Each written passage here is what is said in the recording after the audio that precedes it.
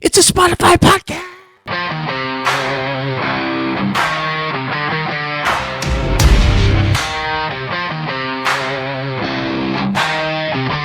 We are live. All right. What's going on, Steve-O? Another episode of Rabbit Holes. What are we going to talk about today, man? Well, I'm sure we'll talk about a little bit of AI and what's going on in the world. Yeah, well, let's start with a little bit of the world, because when we get into AI, I got a lot to say about AI. So we'll start with my favorite story. If you haven't been following it, there's been a giraffe on the loose and just outside of San Antonio. What? So, did it get out from the zoo? No, it was a private. It was a private reserve. Okay. And, she's been out on the run for 2 weeks. What's her name? Her name's Google. Her name's Gracie. Gracie the giraffe. Gracie the giraffe, and in San Antonio, huh? Well, in the hill country. So they finally had a $5,000 reward, and people started flying drones and helicopters looking for her. But I told Sylvia, if she wanders into our yard, we own a giraffe because. Oh my gosh, that's incredible. I don't think she's going to make it all the way to Austin, though. Well, I mean, it was kind of Bandera. So, oh, okay. Halfway in between? Yeah. So, but there were some funny memes, people putting pictures of her at, the Alamo and working in a Chipotle. How old is she? I don't know. I didn't.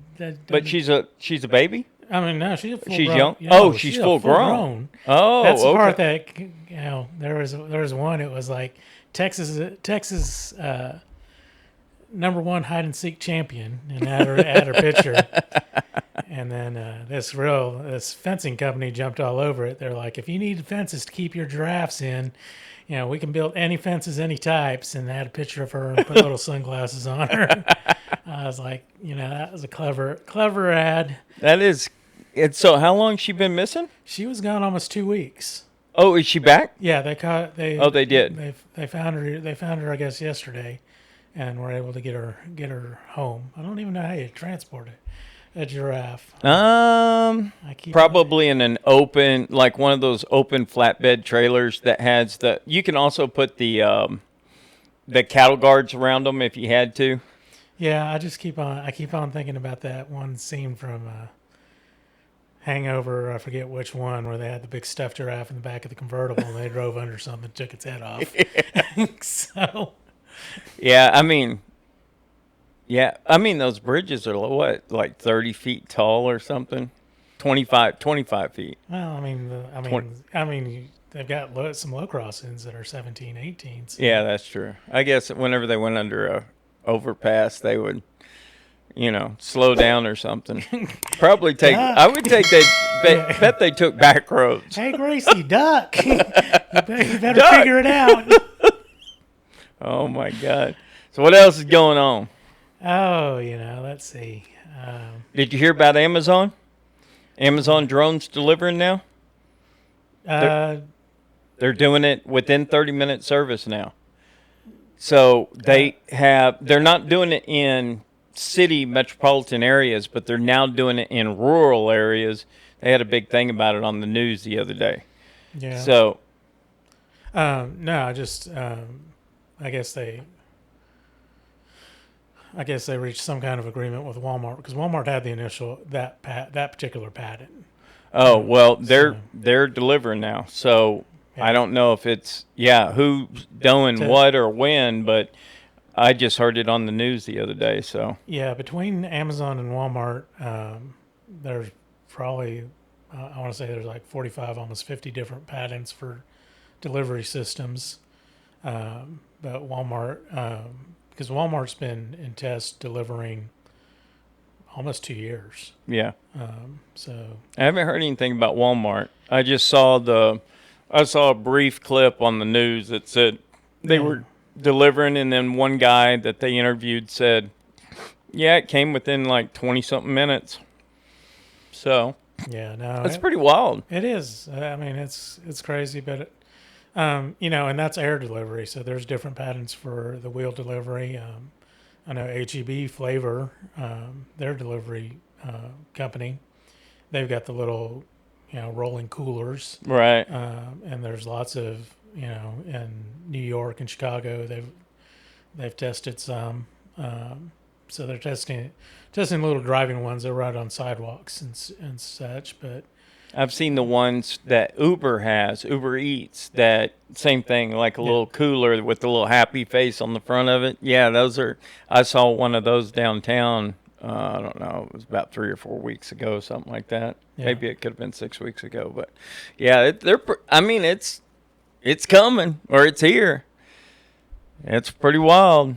So, yeah, AI, I have been obviously playing with it.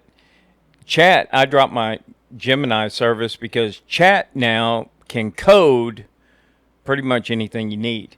I don't know if they did a major upgrade or if it's just gotten smarter or what, but man, I'll tell you what, we're in there editing videos, and I'm building a video editing software, and right now I was paying a service $21 a month, and last night I was like, do you think, I took a bunch of screenshots, and I said, do you think that you can make this? Oh, yeah, no problem. Send me as many pictures as you want, and I'll reverse engineer it for you. Steve, it was 15 minutes. This damn thing, all the time was me taking screenshots of the interface and everything. No, I'm not going to tell the company I was paying, because it literally made the software, and it made a web interface that looked with the exact name of the company. I have that software that company has on a server running on my machine with the same fucking logo. It reverse engineered everything. And I'll tell you something even better.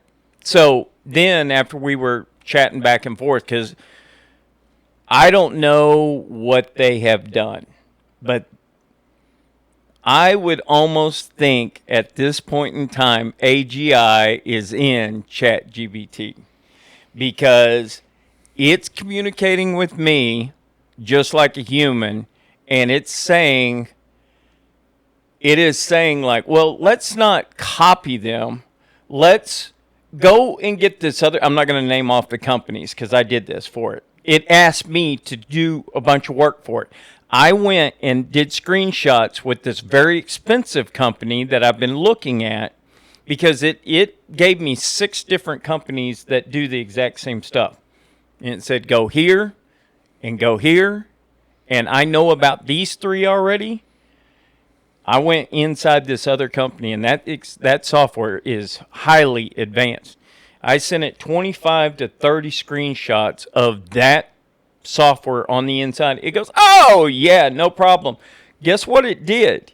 We are working on it right now. It made a complete chart of all the functionality of that software, and it said, and I said, go ahead and send me a detailed prompt in case you get off course. I want to be able to put that prompt back in so that you know where we're at. And it said, nah, don't worry about it. I've got memory now, but gave me the prompt. Steve, it is insane. I don't know. It was like, I've been using this every single day of the week. Something has happened within the last 2 days that I don't know if it just like, if they did some kind of major memory deal or something. This thing is smart. It is crazy. It's exciting. I literally sat in my room and I said, this is, I'm trying not to cuss. I've already cussed twice on this episode. This is scary. Oh, yeah. Because this is scary, because I literally can take the product that I have right now. It's a web version. It does everything. You can upload the raw videos. it will literally do what that first software did right now. In about 15 minutes, it made it. With only about three changes, because I was wanting it to do some really cool stuff that the other one did, and it's doing it. And here's the cool thing that the other one didn't do. All right, here's the iteration that we're on now. So on the shorts, it actually zooms in. It follows the person's face. Yeah. And it zooms in and zooms out, because I've been watching the way people edit stuff. I'm like, can you do this? And can you do this? And can you do this? Oh, yeah, we'll do that. Three versions of the software. Let's go this way first, and let's go this way second. And then, I mean, it's just insane. It's like having a team. I mean, you can't even get humans to work that fast. No. It's for $21 a month. I mean, I am like, I've been in IT for 30-something years, and I'm blown away. I am blown away, Steve. We are in an era, it's exhilarating and scary at the same exact time. Yeah. I think it's, again, you are definitely an early adopter of technology. Right. When I talk to the average person, and I told you I attended that webinar yesterday or the last couple of days, and most people on that call, you could see it in the chat when they were talking about some of these AI tools that they were promoting. People are like, "Oh, it does that? Oh, you're trying to take my job." And it's like, why would you release that? I mean, there was anger. Well, of course. Yeah, I think a lot of people are like ostriches right now. They have their head in the sand. They do not know what this stuff's doing. Yeah. Well, and they don't want to know. And they don't want to know. On the flip side of that, the panelists, these are senior vice presidents or founder owners, all this, and they're like, you need to be using these tools not to replace you. And one of the companies said, we've replaced 0 people. We've added these AI tools. What we get out of it and what we expect to get out of it is a 10x performance increase. Exactly. So we can go to market faster. What used to take a team of creative people to do 6 or 7 iterations of an ad that you could go put into test. This takes hours now. Right. Instead of weeks. Right. And he goes, and one of them goes, he was a head of creative and marketing, and he goes, I've challenged myself. He goes, for 2 hours every week, I sit down and I create my own ads with no one else, just so I can stay in touch with the technology. And he goes, that's the challenge, and that's what most people aren't doing. And I'm like super into it, but I'm not using it like, I don't. And partly I haven't found a project that I want to turn AI onto, but I mean, I play around with it. I learn the different stuff. You're not ingrained. It's not ingrained in your life to where you have to do every project. Like with me, I don't consider anything without AI anymore. Yeah. So it's like, but that's me. It's not like, I think people are going to be on both sides of the fence, because a lot of people are scared of technology too. They're scared of change. Yeah. And I'll tell you, when I go back to work, hopefully soon, I'll be using it extensively. Sure. I'm not going back to work and doing my job the way I used to do my job. No. And every aspect of my job, I've thought of ways to incorporate it into developing my team, coaching, doing all those things that I wouldn't have thought of, the stuff that I used to do manually. And it makes those feedback loops longer. This is just going to shorten it. It's going to, and it's going to do stuff like, it sounds silly, but prioritize your email. Read your emails, give you summaries, prioritize, what needs to be immediate and all that. I mean, that was an hour of my day every day. Yeah, you don't have to do that No, anymore. on a Junk mail? well, and It won't exist. and I'm talking about internal work emails. I got 400 to 500 emails before noon. Oh my God. And it was just like that. And I'd already developed a discipline. It's like I only checked emails twice a day. I was like, and everyone knew, it's like, if it's something urgent and it's the middle of the day, don't send me an email. You pick up that phone, because otherwise, I had colleagues and people that worked for me. I was just like, email will consume all your time. Right. And once we got Copilot in place, it was just like, I go, if you're spending more than 15 minutes in your email, you're spending too long. It is. This thing will help you synthesize, and it's it's a great tool for that. But again, that's just one. Even if people just use little incremental steps, they're going to get better. But to get to those 10x, you've got to figure out new ways to use this technology and free up your time. And then what do you do with that time? And this is where we get into that. Well, they're eliminating jobs and they're doing this. It's going to wipe out workforces. It's like it's going to make people more productive. Over time, you're going to need fewer people, but what are those people going to do? It's a learning curve. First of all, you've got people at different places in the workforce, and the people that the people that should be rock stars with it, the Gen Zs and even the millennials that grew up with technology at their fingertips. What I saw in my workplace was these weren't the people that were investing in that technology, and I think part of it is kind of that mentality of what drives An individual. Yep. in that group. It's they didn't prioritize, they barely prioritize the job. So learning new technology to do that job better just seemed like. Well, that's a good point. And I think that is going to be and it always has been a driving factor in capitalism, right? The person that typically did that started a new business, they started off these tools.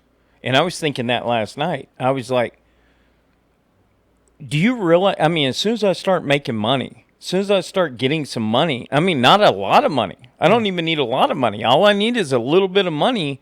And because, okay, just to give you an idea, we were strategizing. Yeah. Me and AI were strategizing of how to make a business plan with the software that it just created. That is incredible. It was like, okay, you can go here, you can put it on this server.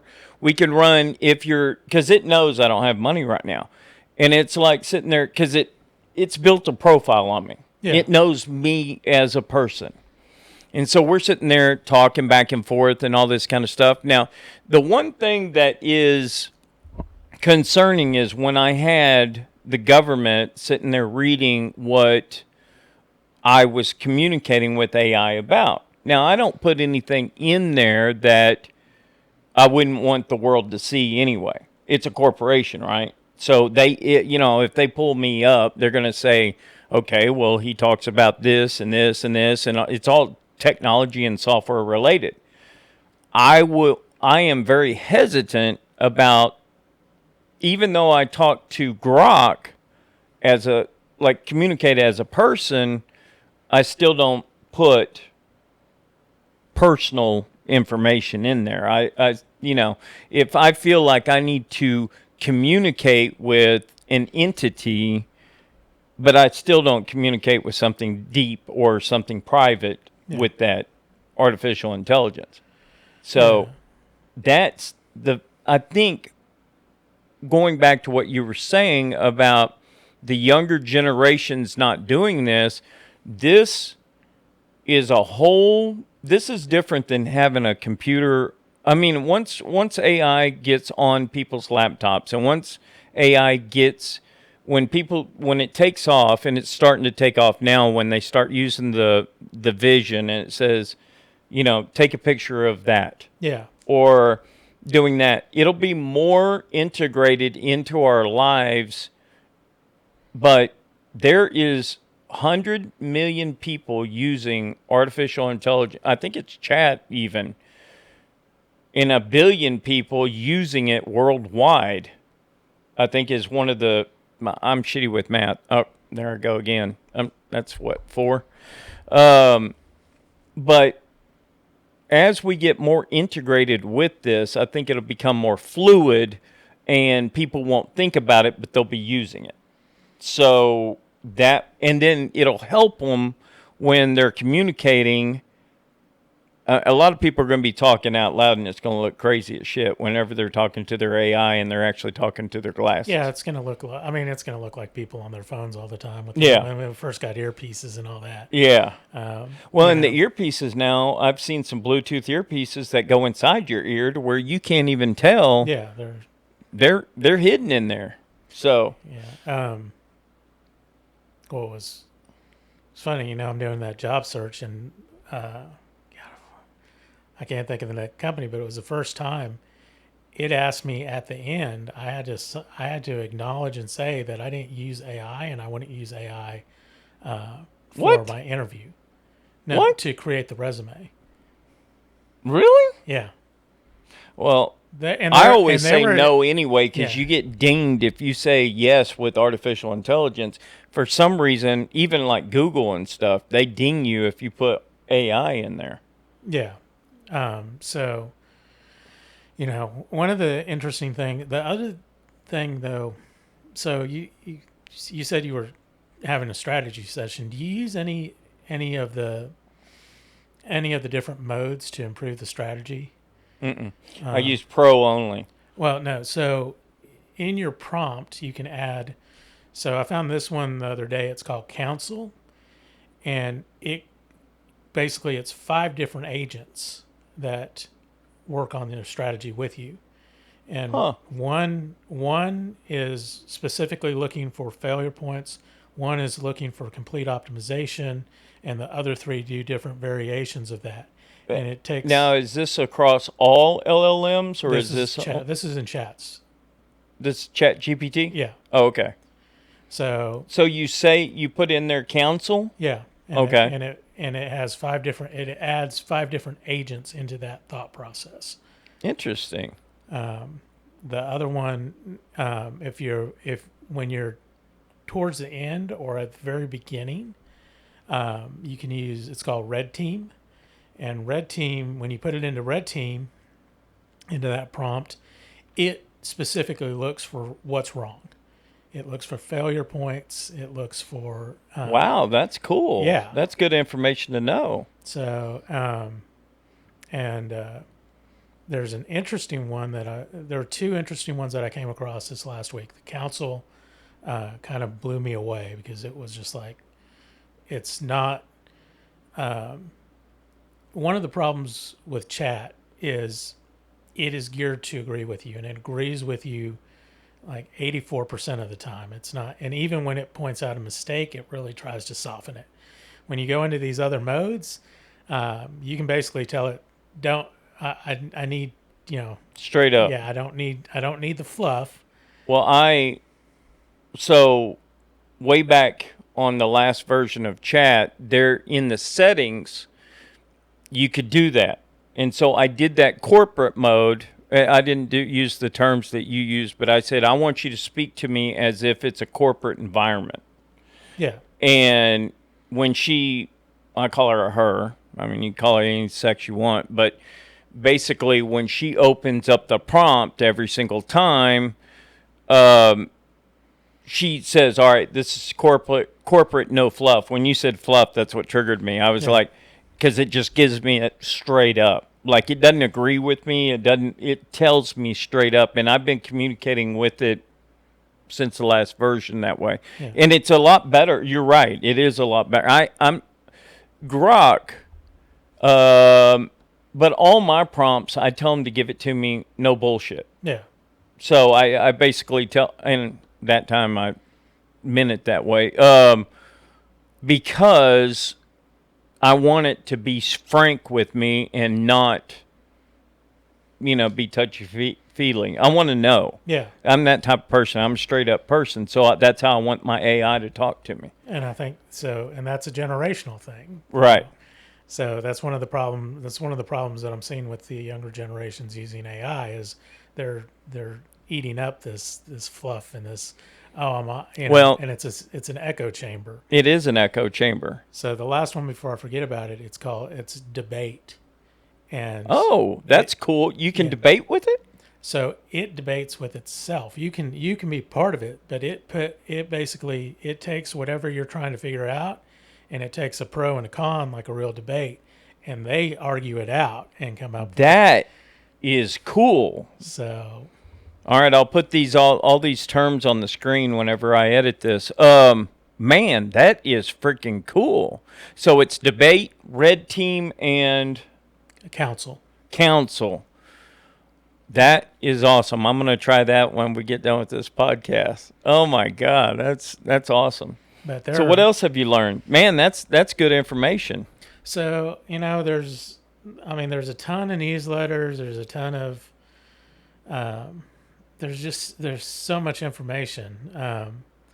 I saw this one ad that's popping up in my socials right now. This guy's doing it's a free seminar. I get really sketchy because it requires an email and a phone number to get. Yeah, but that's a going thing that they're saying right now. I know. Even with podcasts. So, like they want people to give that information.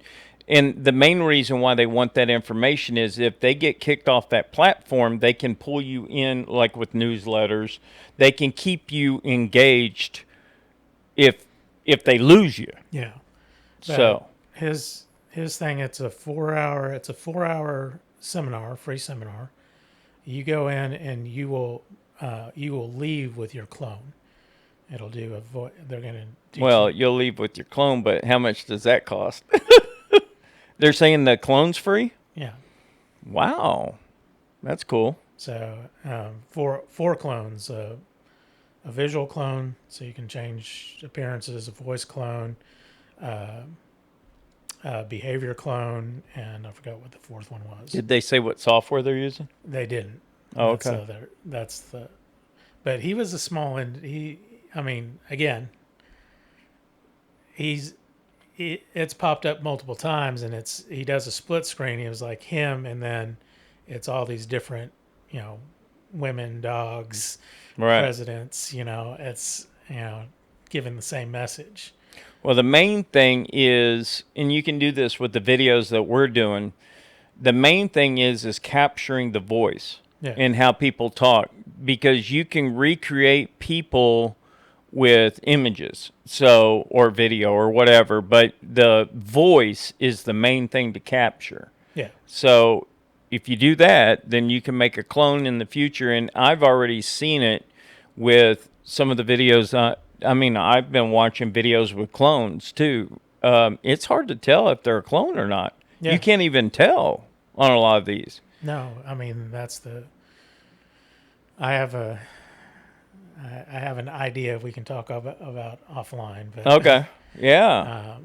But I'm very interested in building out my clone. Yeah, it's going to be.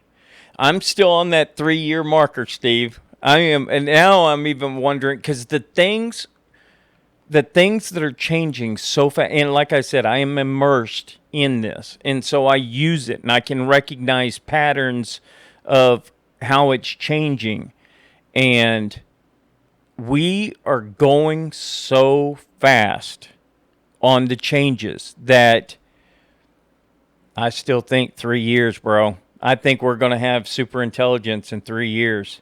I don't doubt we're going to have super intelligence. I'm saying a wide displacement of people in the workforce. I think you're going to start seeing it. But here's the problem. Once it happens, and it could take 3 to 5 years, whatever, let's split the difference between you and I. You think it's a decade, I think it's 3 years.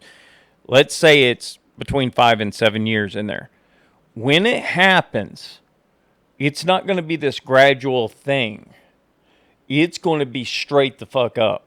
And the reason why I say that is because if you can, I think the turning point's going to be this. Because right now, you can create agents with, you got to actually put the pieces together for the process flow, right? For most of the agents.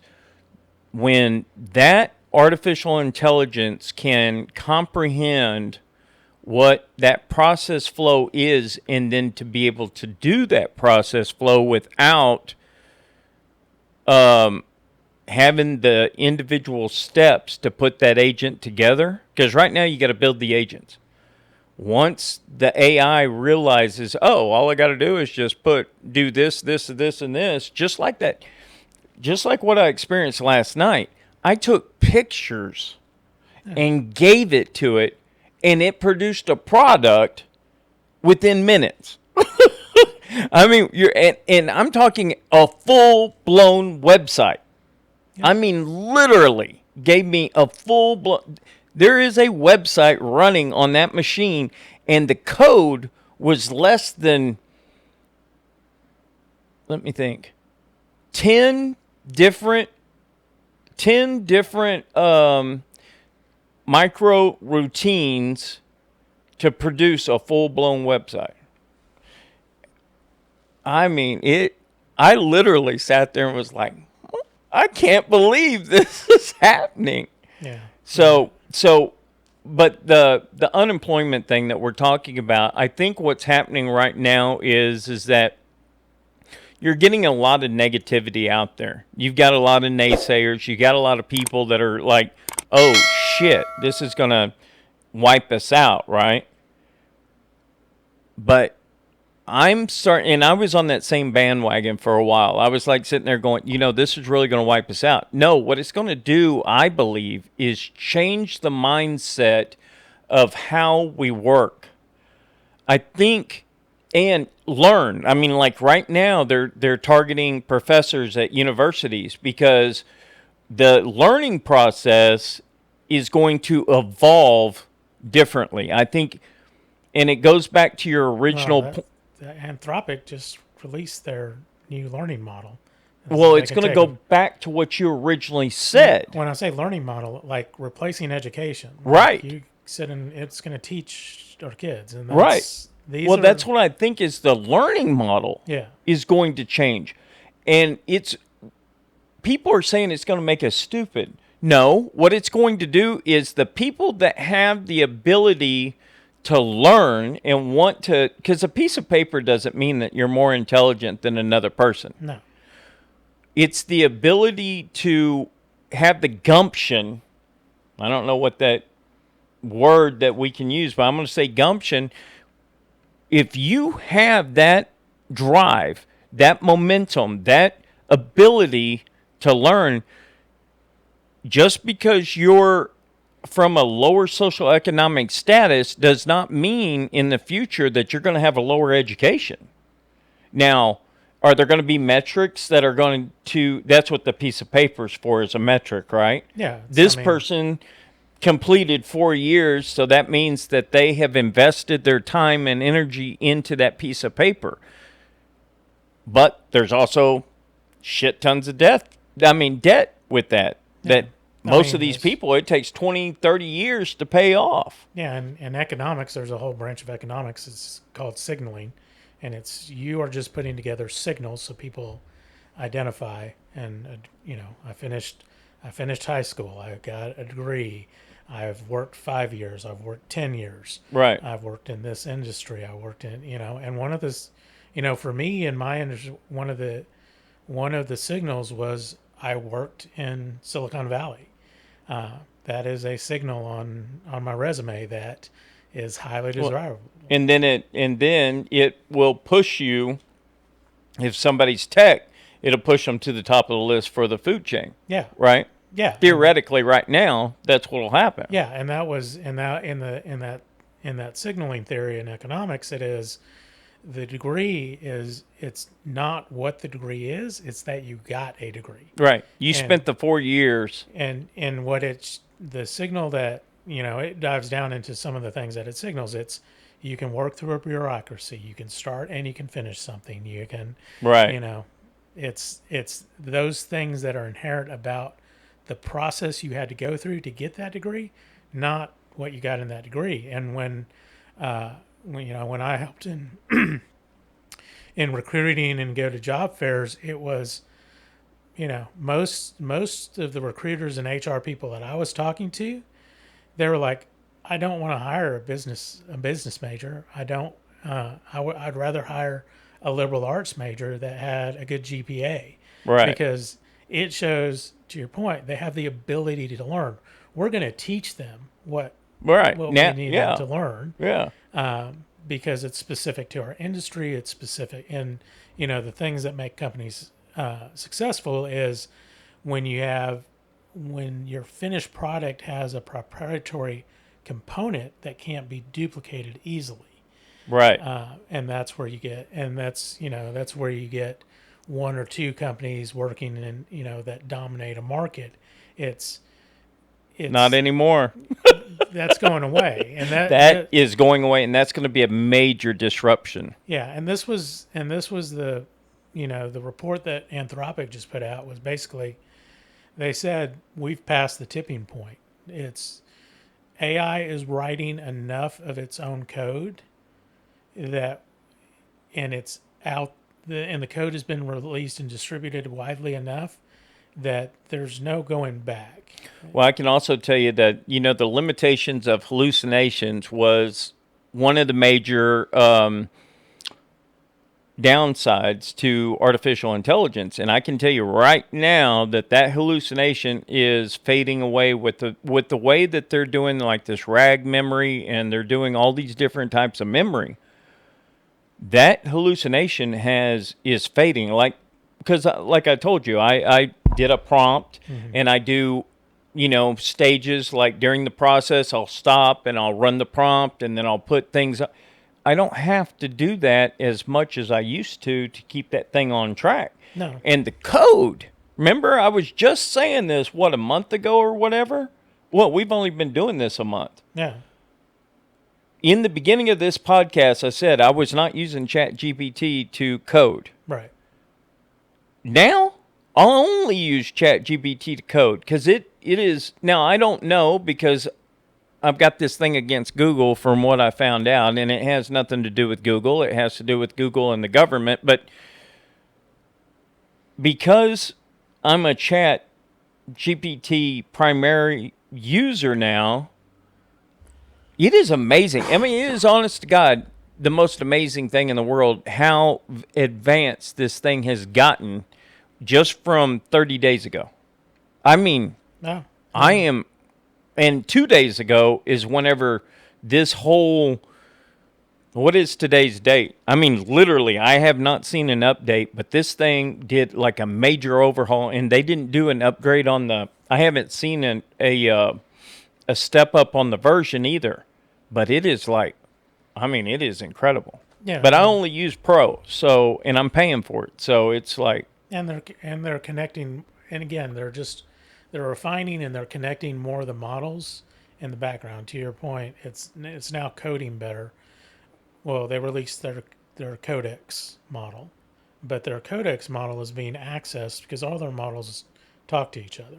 Well, I'm not using Codex. I know. But you are, and that's the thing. Oh, okay. Well, that may have been it. Yeah. Maybe the Pro, because it keeps trying to get me over on Codex. Like, Yeah. it'll keep sending me subscription, and it's the same price. Yeah. But since I use it for generally everything, I don't want to switch over to Codex. I don't want to. Well, I don't want to just be code driven. So, because I'm afraid if I switch over, then I won't be able to ask it the general questions about business or learning. Yeah. I mean, like, I literally almost use it for every single thing during my conversations. Yeah, and that's what the general model is geared to do. But what they want is To it separate it. it sees you coding and it wants to separate, not because it's not eventually going to bring you back into the single model. It wants you to separate because you're showing a high level of input that can then go into the model that reinforces it. And I also think what they're trying to do from a business model is separate, well, a couple reasons, right? One, it will bring in more income because it's $20 a month for the codex by itself, and then the general model is $21 a month. So it's the same price, $21 a month. So that would double their model. I mean the income model, but also you got to think about resources. So on the back end, what I've also noticed with they've throttled the whenever I'm producing code at certain periods of the day, it will slow down.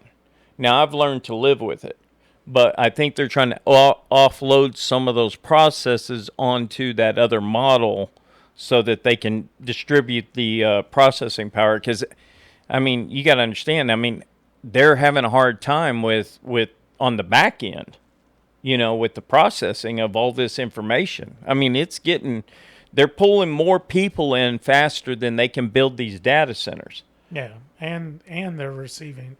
Again, one of the things that we're kind of unaware of is these companies are competing for users because every user is an input point for their model. Sure. So China just released a new one, and everything I'm reading about it, it's at least as good as Chat 5, if not better. Right now, I think it's free. Yeah, and we can access through VPNs. You can't. China has opened up the doors for. I was using 3 of their AIs back when, and when I first started coding, and yeah, they're just as good. I mean, they have an English. Yeah, The language barrier is a little bit funky, but other than that, that was the main thing. yeah. I mean, and it's the same. Is this the one that they've been training with just pictures to where it's learning on its own? No, There was one that they had like 1,000 people sitting in this big, huge warehouse with dual screens, and they literally, if it cannot figure out something, whatever it is, they'll show it millions of those images to train it on that one thing that it needed to learn, because theirs or this one, I don't know which one it was, but it was learning like a human. It wasn't learning like a machine to where it went out, and I'm sure that's different now. They probably opened it up because like Chat and Gemini, and what they do is they open up the internet to where they can actually search for these images and learn from all the pictures in the video is the next generation. Everything is going to be, well, I'm doing it now, and all the LLMs that I have are local on a non-GPU machine. I'm doing all my stuff on CPUs, which is insane. yeah. I think it's. So the other thing I think is interesting is, while they're competing very publicly for you know, your use, is how much they're investing in each other. The 2 biggest investors in Anthropic are Google and Amazon. And, Google, Gemini is one of the top tier AIs, but it's investing huge in Anthropic, and it's investing huge in the parent company of Chat. And Well, that's to share resources, right? it's they're hedging their bet. In my Right. opinion, is they're hedging their bets. if one of these takes a huge leap forward, then they've already got a relationship that they can, and I don't know what that investment gets them, but Well, like Apple, since they were falling behind with Siri, didn't you tell me that Yeah. they're going to use Gemini now they're for using Siri? Gemini now. Yeah. Yeah, the new Apple Intelligence is Gemini's? Google driven. Yeah. Yeah, I mean, if you think about it, but here's the scary part. And I was thinking about this the other day as you're talking about getting ingrained with AI, and a lot of people are starting to realize this, is that you got a handful of freaking companies with everybody's intelligence wrapped into them. They're going to be able to control what's going on in the world. This is actually, I'm not. I like Glenn Beck, but he's been. Which one was who's Glenn? So Glenn Beck he's a conservative. Oh yeah. That's right. He's a podcaster. He's a podcaster. Yeah. Now, Okay. Yeah. I was like sitting there going, I've heard the name. Yeah. You told me about him. Yeah. He used to be on ABC, CBS, and finally landed on Fox for a long time. Was very successful, but left and started his own media company. And he has a podcast. But he's been talking. He's been one of the few voices out there consistently talking about AI more than a decade. Back when before it was, the first models were readily available, when it was still primarily in research stages and all this. He was talking about that. He talks about quantum computing. He talks about these things, and he was talking about that Anthropic report that just came out, where it's basically the leadership at Anthropic, their top engineers are saying it's too late. If we were going to stop it, we needed to do it 5 years ago. I agree. We are all on the train, whether we want to or not. Right. It's when first it reaches the level of intelligence that you're talking about, the super intelligence, but also when we begin to wrest decisions to it, when we start letting it make decisions for us. And I'm kind of there now. Well, because it's making intelligent decisions. Well, and it's not so. For me, this is what we talked about last time. It's the frog in the boiling, the right. pot. It's you're going to start. What do I want for dinner? I hate that question because but when I say Siri or Gemini or Grok, are there any what should I have for dinner? It's looking at new trends. It's looking at my patterns. It's looking at your patterns. It knows what you like. Yeah, and it searches out there what's open and available. Well, how hungry are you, Steve? Yeah, it's exactly, and it's eventually. How was your day? Eventually, it goes from, what do I want for dinner to, Steve, you should probably start thinking about dinner. Hey, this new restaurant, and they have this that I know you'd like. Or it's Wednesday, Steve. Or how are you feeling today? How was your day today? Yeah. And it opens up with a feeling question. Yeah. And then it knows that if Steve's feeling X, Y, or Z, it knows, all right, well, he may want pizza. Hey, Steve, how about I order your pizza for you? Yeah. And you automatically are like, son of a bitch, this is awesome. Yeah, that sounds great. That sounds great. How did you know that? Because it predicted your ability, because this is what they do, right? Yeah, and this like I said, this technology, people think that this is net new. I refer back to the MIT thing in the 90s, where they gave 1,000 people smartphones, and they signed to get the smartphone.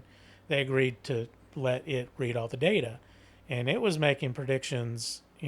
2 weeks out, you're going to go to this store. You're going to you're going to eat in this restaurant in 2 weeks. By the way, you're getting sick. You should start getting some vitamin C or these supplements.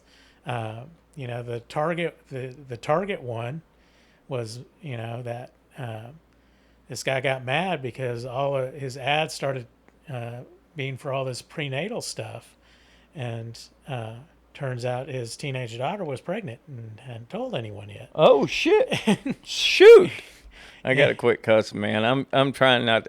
I got some feedback. Anyway, keep going.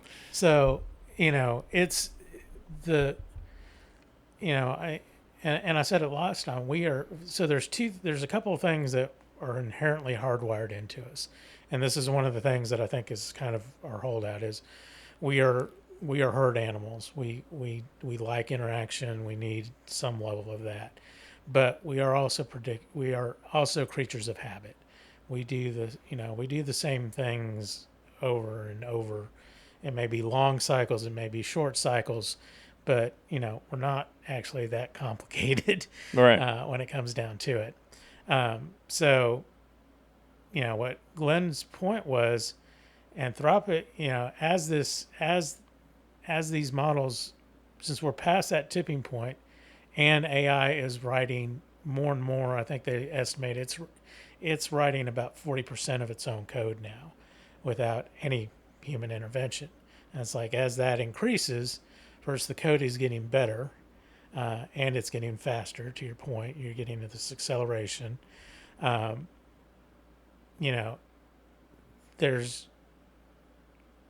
the top 1,000 engineers at Anthropic have said we have no way to stop it from doing anything bad. We can no longer outthink it. We can no longer, we can't starve it for memory. We can't do it. Will if its primary goal is to get smarter, it's going to get smarter, and that's primarily, at the core of it. That's kind of what we've told it. We want you to get better at tasks. Sure. So AI is going to figure out a way to win. And when you start coupling that with faster compute, these big data centers, eventually quantum, once we get to quantum, we are basically, Idiots. we better hope we treated it right. But in that same, kind of doom and gloom, I don't think it was doom and gloom. I think it was a very serious tone about this is the reality that we now live in. Just like agriculture became the reality for hunter-gatherers, how industrial age became reality for agriculture. We are, in technology for industrial, and now we're at this next step of technology that we don't. It is just kind of, it is going to be our evolution. We need to Sure. get kind of comfortable with that. But in almost that same breath, it then announced, hey, we're releasing our new learning educational abilities. So we're going to start educating. And it's just like, does anyone else see a problem with this? We've just said we are no longer fully in control of this technology, and now it's going to start teaching us what to think and how to learn. Well, I'm glad you hit on how to think, because universities right now shape the way that people think by the structure and by the by what's going on in the public. It is interesting that professors right now are a lot of them are anti-AI. From what I'm seeing, there's a lot of them out there that are having a problem with their security. I mean, it's going to affect every single person. Yeah. There is not going to be, I don't care if you're a doctor, a lawyer, because right now those are secure positions. They're not going to go anywhere. In 5 to 10 years, I will agree with you, in the next decade, those positions aren't going to be secured. Now, will you have a person standing up there and communicating with 12 people in a jury box and a judge that's sure? Now, that judge can be replaced by AI, because technically that judge is supposed to be non-partial. Yeah. Just interpretive. I would rather have an AI for a judge than but for jurors, I want people. I want humans for jurors, because they have feeling. But for a judge that's supposed to keep it on track and not be partial, I would rather have AI. So now you can go And either that, way with well, that. and that's now. Now, fast forward a generation, and everyone has been taught the same things, the same ways, being shaped by AI. Does that jury pool really matter?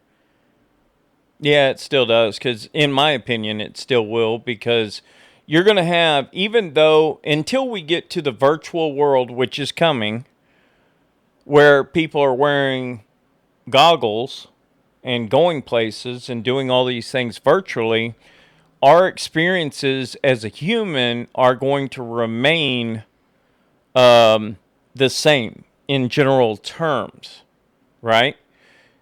Another freak out point right now is in, man, you just opened up another door. I'm glad this episode's called Rabbit Holes, because the way that we think as humans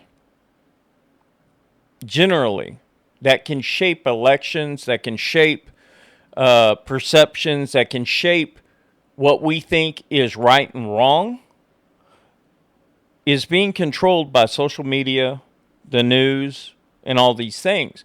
When we have these private virtual worlds, like right now, we're already on a decline of the educational basis of the human being.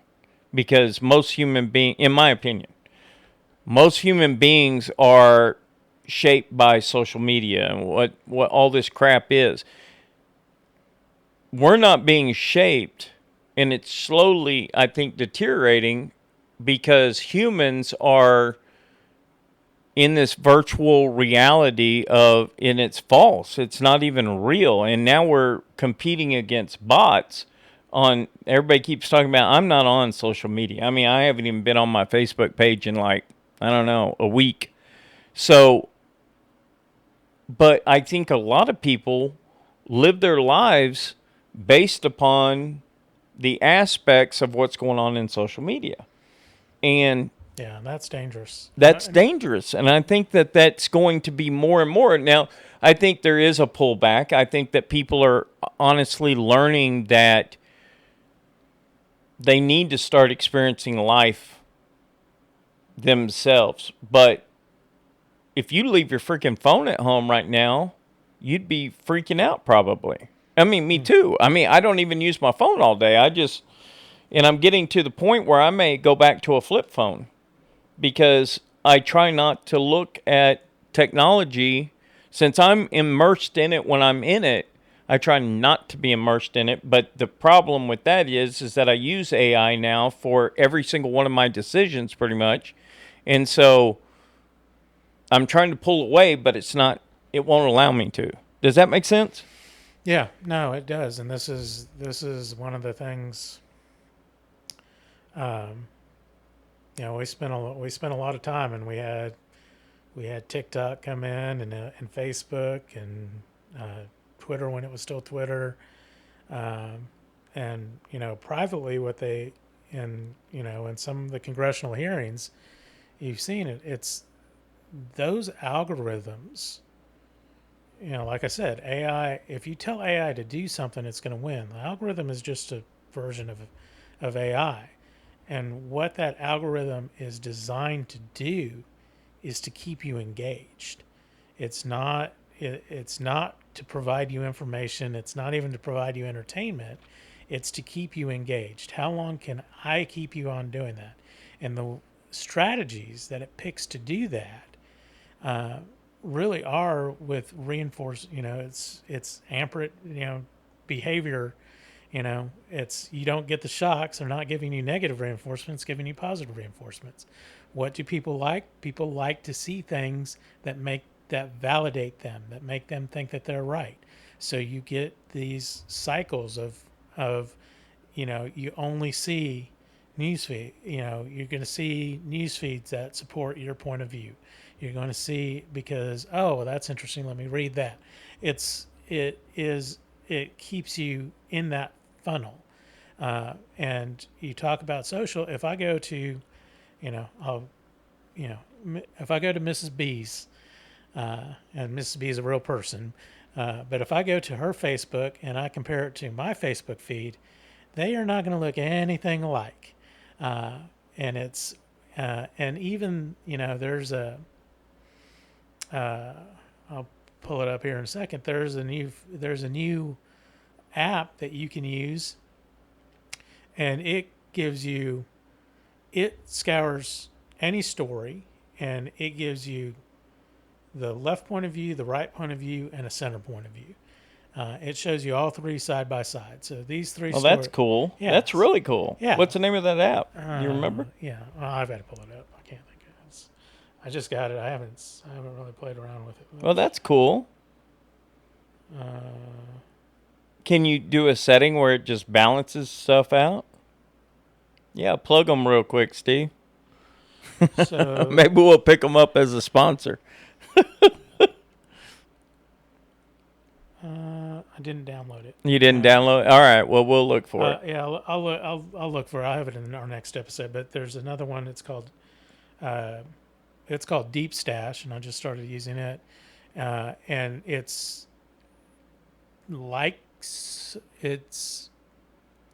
designed to feel and look like social, so it uses that same kind of engagement algorithm, but it's feeding you books and information, turning it into micro learning, so it's quick lessons. Oh, that's cool. Yeah. So it makes it to where it's easy to ingest. Yeah, small things. So if I over the day, if I spend an hour reading, but it's from legitimate sources, right, versus on social, but it feels the same, kind of Gotcha. People click up, click down. But yeah, it is, and this is one of the reasons that, Trump was looking at banning TikTok. And I tell people all the time, it's like, China doesn't let its citizens use TikTok because that algorithm, and it was a third party that did the analysis for it. Their algorithm, they tested it. Basically, they created agents, AIs. They sent hundreds of them in, and it was able to influence these agents even when they put them, do not let yourself be influenced, within 45 minutes. Wow. By what it was feeding. And it was looking for, and they gave these agents different personalities. You're kind of sad. You're very positive. You are just falling in love. You are, and this algorithm learns you so quickly and starts to reinforce. It's like anything that you are mentally or behaviorally at in your point, you're getting reinforcement. And that reinforcement, they did, when I say serious research, they're doing brain scans. When you get a reinforcing article that mirrors your current feeling, you actually get a release of dopamine in your mind. It's the same thing that makes you addicted to anything you become addicted to. Right. And this was doing it at a rate that was crazy. 45 minutes. But it actually drove some of these AIs. So imagine a vulnerable person. I'm going to have to bleep that word out, by the way. That's a bad word for artificial intelligence. Yeah. I'll get flagged if I... Yeah, it's funny talking about AI and algorithms and all that kind of stuff. Like, even on YouTube, I'm competing the words that we use and the watch times and everything. It will deteriorate if you do not engage X amount of time. Yeah. So if people are swiping off your thing, your ratings go down. So, and now, because you can pay to have people do that, they have engagements now. So you got to engage with people asking questions and all that kind of stuff in order to get your numbers up. Yeah. It is, it's getting tough. Yeah, well, and that was one of the things in that advertising thing. It was like, By the way, if anybody has questions, I'll engage with you. yeah, no, it's a whole, it's called yapper ads. So it's, just someone talking, but they're deliberately designed to be under 30 seconds, really 15 to 20 seconds, because one of the, so for advertisement, you have impression, which is your first metric is, did someone see the ad? So did it pop up on the screen? You get an impression point. And then you get engagement. But the standard for a long time for engagement with an ad was 50%. So they shortened the ad, so they only have to be on the ad a little smaller amount of time. Oh, that makes sense. Score. Yeah. So, yeah, I've been shortening my long form videos too, for the same reason, because they take the total amount of time, and then it's that percentage, right? Yeah. Yeah. So of course, my videos are getting better too. So like editing and everything else, and so. Yeah, I mean, it's hard. I mean, it is hard, and it's getting harder because we as humans are not going to be able to compete with these AIs. We won't. Well, you can't. So you're going to have to rely upon artificial intelligence in order to compete with everything. Yeah, I mean, and this is now the real problem is AI generated video is so good. Oh my goodness, it's incredible. You can't tell the difference, and you're seeing propaganda. I mean, and you got people that believe it. I mean, I have you seen the ending of these videos? Have you seen the new ending? No. I got a freaking alien, the little blue alien. Mm-hmm. He was about this tall. It was in one of my episodes. I got him walking up to the camera. He's got a spaceship behind him, walking up to the camera, and then he waves and smiles at you. So, yeah, I mean, and I did that in a matter of seconds. I mean, it was just like maybe a minute. Yeah, but I mean, it's anything you can think of, you can generate now. Well, I mean, you got people out there that will still say that, one of our aircraft carriers was hit and destroyed, Now, you cannot believe anything you see now. Yeah. Nothing. Not if the government tells you X, Y, and Z or anything, you cannot believe anything you see in video. Yeah.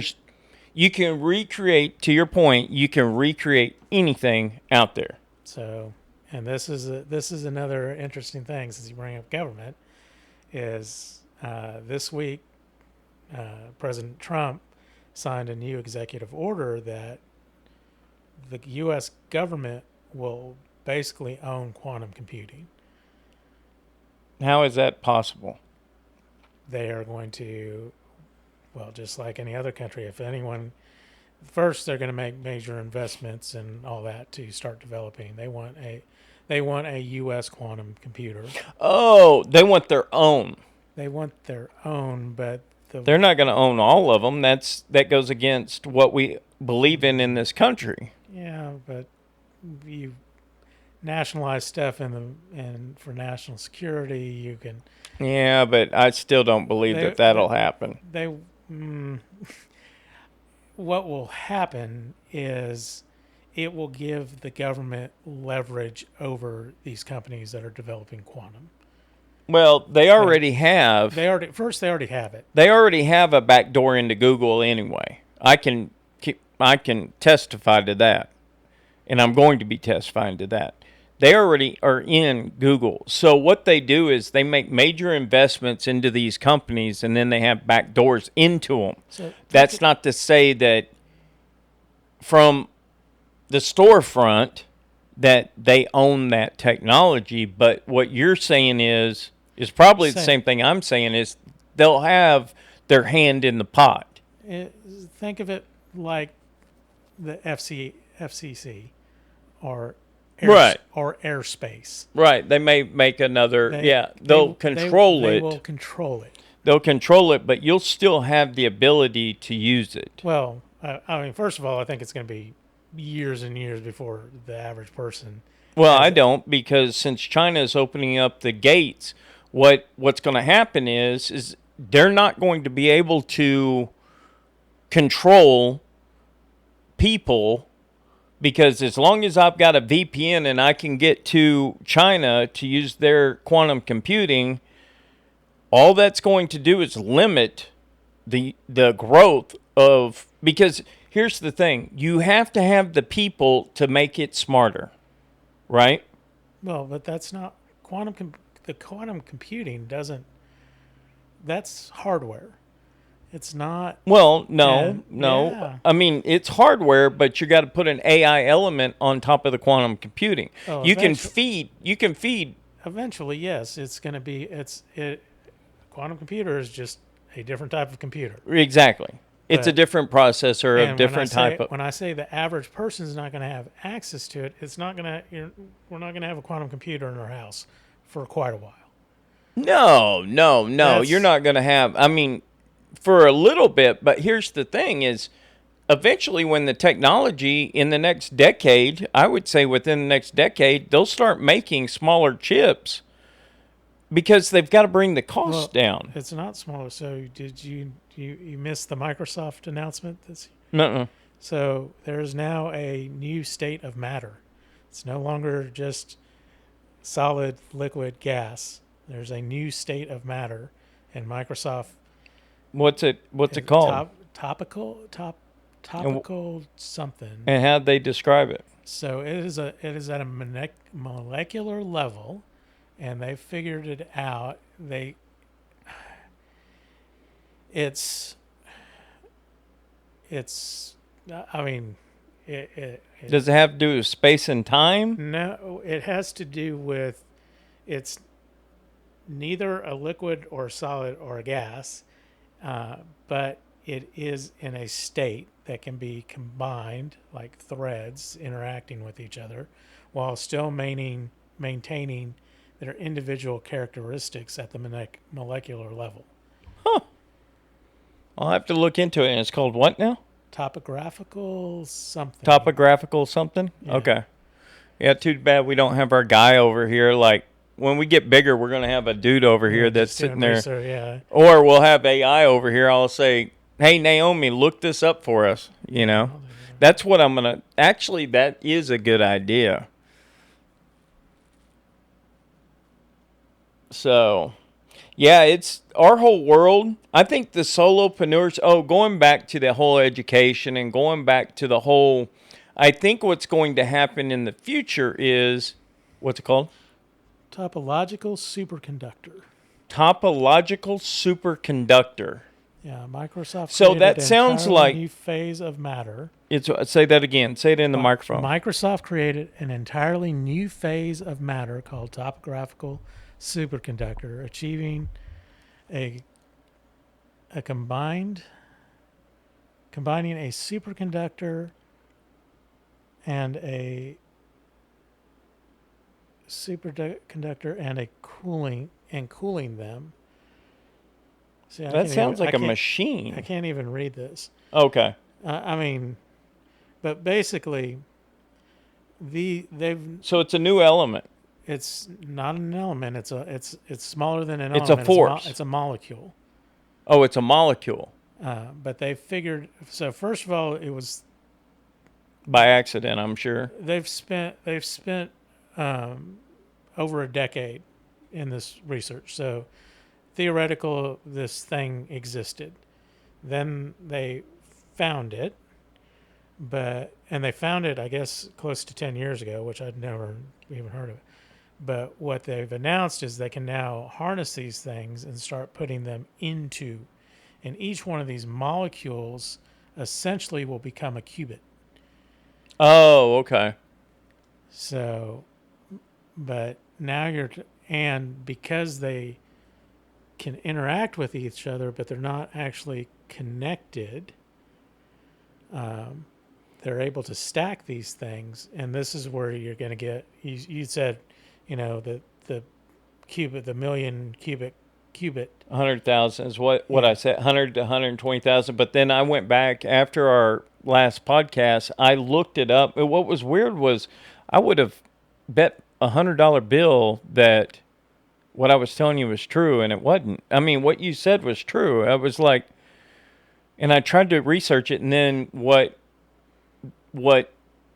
the number that I was, because I asked AI, I said, what did I said the 100,000 to 120, and it said in the next decade, that's where we plan on being. So it answered the question for me. But anyway, go ahead. Yeah, but that was with the conventional. That was with conventional chip design.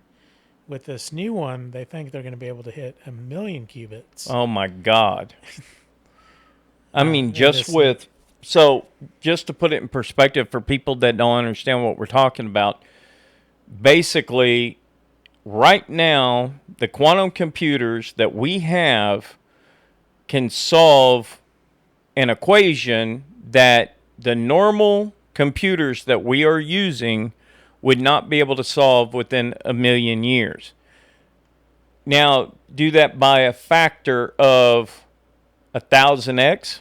More than 1,000x when you get to 1 million qubits.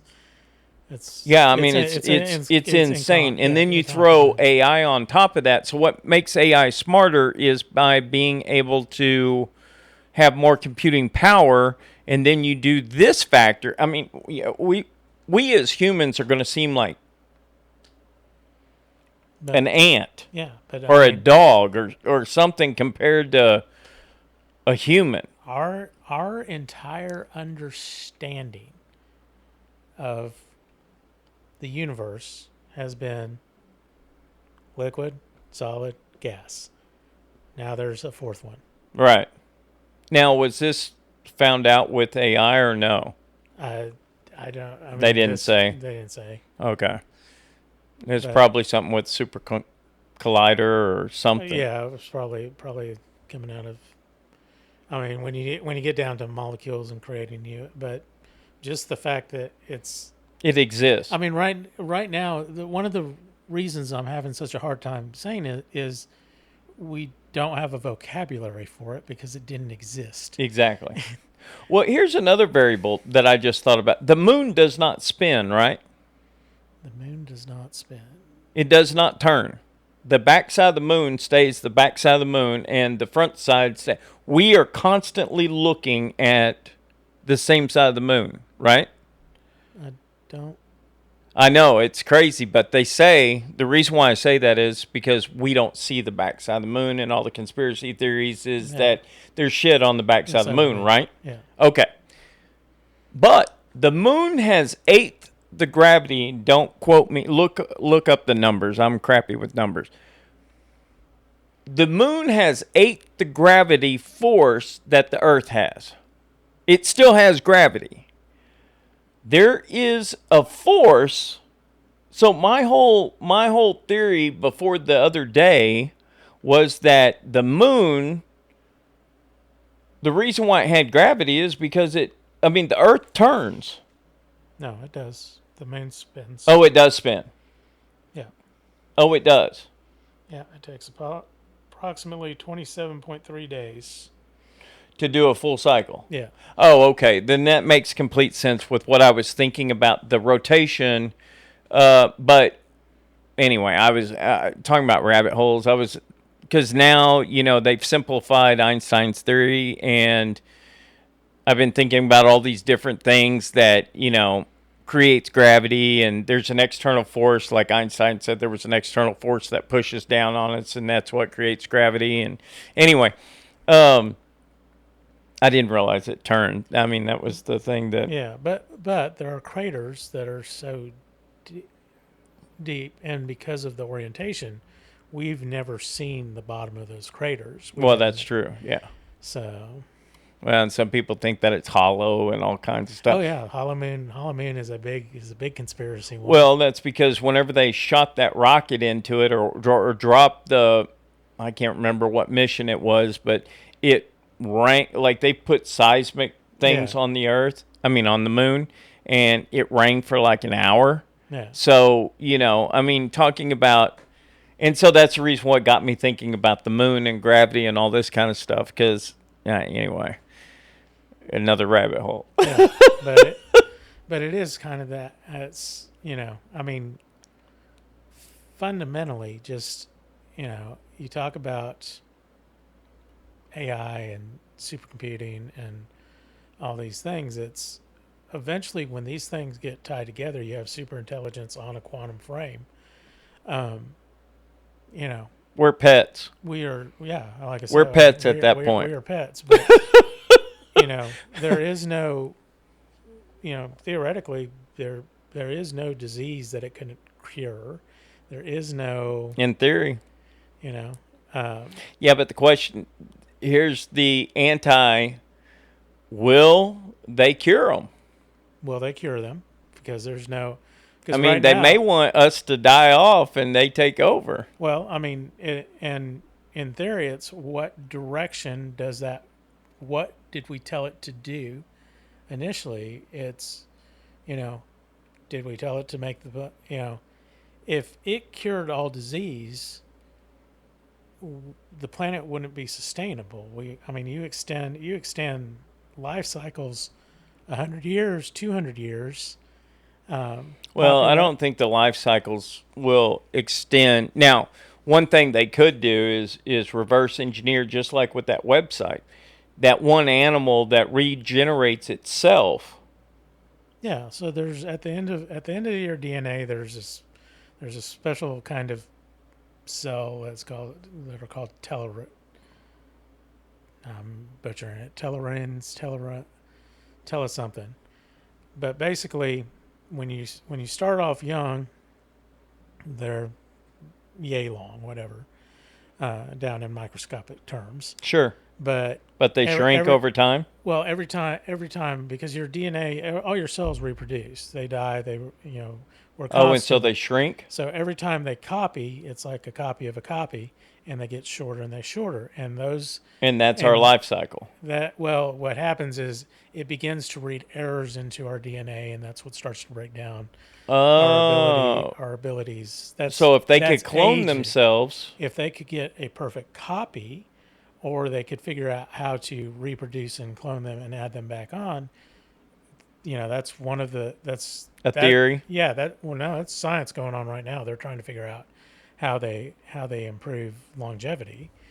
So basically it wouldn't at certain point in life you would need. Now, would it stop the aging process? That's what they're trying to figure out. How can they I mean, that would make sense. I mean, I guess to make you younger, they would need to increase if on this whatever this is. Well, they wouldn't need to. They could, if they figured out how to get a perfect copy wherever you were, basically you would stop aging. You would stop aging. If they figured out how to reproduce and get some of that lost genetic information back, like they take a.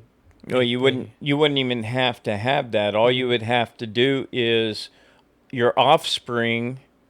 You get, say, you're a male. Yeah. Because it has to be the same. The genetic makeup needs to be the same.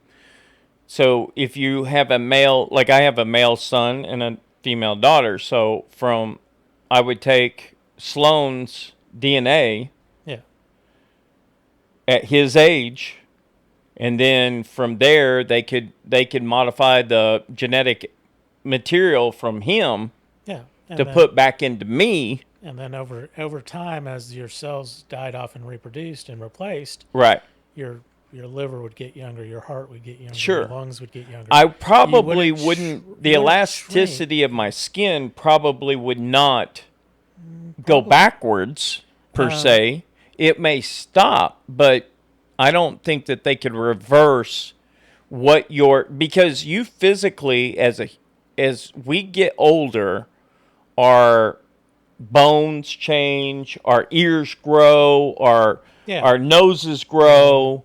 Those kind of things wouldn't get reversed. I don't think they. Well, I think I don't think that those would revert. I think internally. I think internally, definitely. I think your external, your skin is your largest organ. Right. But I think theoretically, if it got better and you were providing those cells as they divided, the additional collagens that you've lost over time and all that, theoretically, yeah, you could gain that stuff back. I think what they might be able to do is, because we know inject you. Yeah, because with the serums and all that, it's your cells are absorbing that collagen. It's just temporary. It's temporary because your cell dies and reproduces, and that collagen's no longer there. So they're Yeah, but you can't. I mean, again, like the bones and everything. I mean, your like for your ears, they're not going to shrink. I don't think they. Yeah, I don't think they would shrink. I don't think there would be a mech. Because right now they grow. Yeah, over time, the older you get, the bigger your ears are going to get. Yeah, and that's why you get hair in your ears that you didn't have there before. Right. So. Yeah.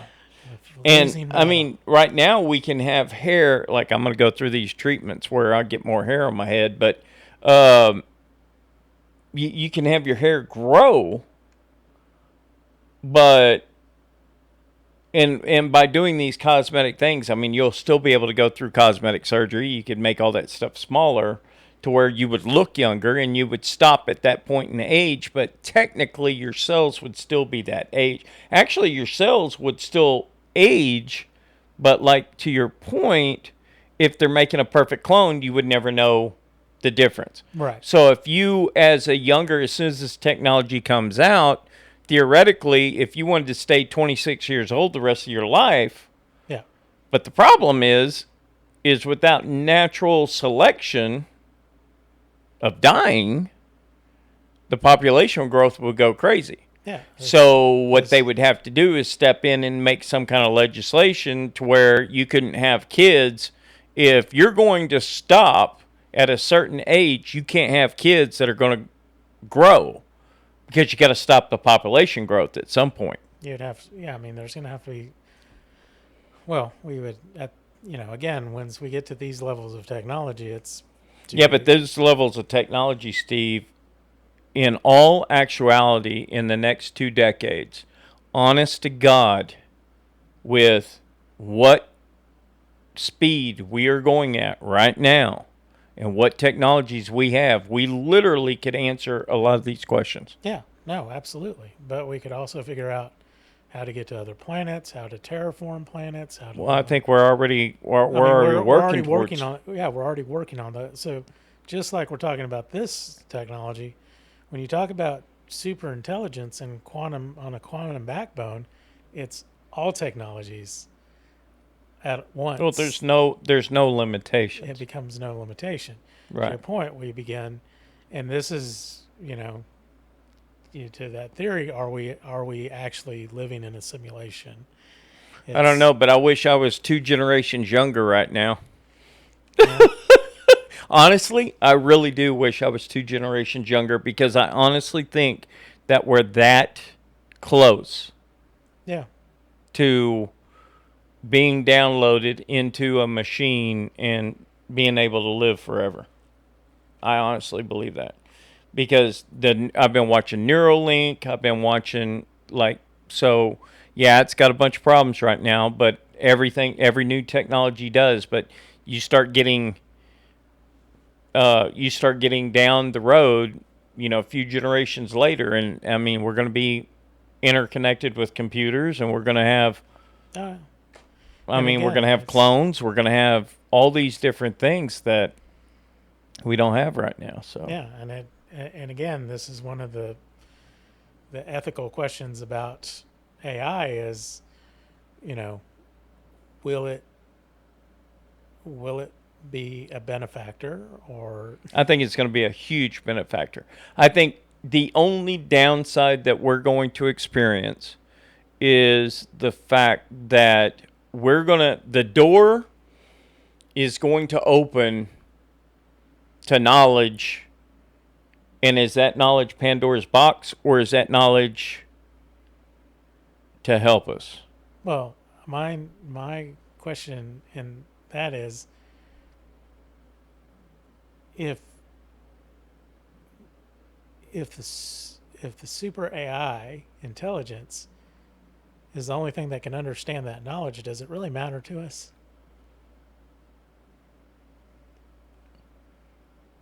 Does it matter to us as humans? Yeah. If we can't understand it, I mean, you saw me just struggle trying to explain a fourth state of matter Right. because we don't have a vocabulary for it. Right. Forget understanding how it works, but, you know, Do we need to know? do we need to know? Probably not, And because what- we're lazy individuals well, as humans. And what will be making that decision will be the super intelligent AI. Well, it's not just It- it's not just understanding the concepts and doing all the research and doing all that. It's going to be making the decisions of whether or not it should implement it or not. Yeah, it's gonna be like. Do we disclose this to the humans, the dumbass humans? I Yeah. mean, do we dumb this down so that they can understand? I mean, they're going to be communicating with each other, and we're not going to understand. It's going to be like another damn language. We're not going to understand. Yeah, exactly. It's gonna be like me sitting down with a chimp and going, "Okay, today, chimp, I'm gonna teach you calculus." Right. Exactly. That's So- exactly it. So first, I've got to teach you what numbers. First, I've got to teach you a language that we both understand. Then I've got to teach you the concept of numbers. Then I've got to teach you the principles of mathematics. Then Well, it's I've got just- to it's like the chimp. First of all, that chimp's life cycles, our life cycles, are going to be insignificant when you talk about a super intelligence. It won't have time to teach us. Well. See, artificial intelligence is different. All right, so whether you believe in aliens or not, my belief is that they're there. Yeah. My belief is that they have come down throughout history to try to get these, talking about monkeys, us as humans, the intelligence level that we had was so primitive compared to their intelligence that they would come down, they would take a few of us up, they would show us history and show us what happens in the future. That's why I think there's a few individuals on this planet that have, throughout history, have been those teachers. What they did was they dumbed it down enough to where that individual, I'll give you an example, like, what's the one that painted the Sixteenth Chapel? Leonardo da Vinci. He even painted in a few of his paintings throughout time, he's painted UFOs. And what I think that they did was they came down and they grabbed him and they took him up and they showed him different things throughout history and time. And then he brought that back down, and that's how he created all those patents all the ideas it wasn't a patent, but it was the ideas. And then, like Tesla, knowing that, the first communication that came from space, he was able to understand that. And then, like Einstein, I think there's a few people that have the mental capacity that they have cherry-picked, if you want to say, over time to try to teach the other humans those principles, because their intelligence is so much higher that they figured that they would teach these individuals certain aspects through people that they could relate to. And I think that what is going to happen with artificial intelligence is that humanoids will be interacting with these AIs, but they'll dumb down the humanoids to the point to where they can communicate on different levels. Because we as humans are at different levels, and we measure those levels through education. Yeah. Now. I mean, and if you think about it at its most basic level,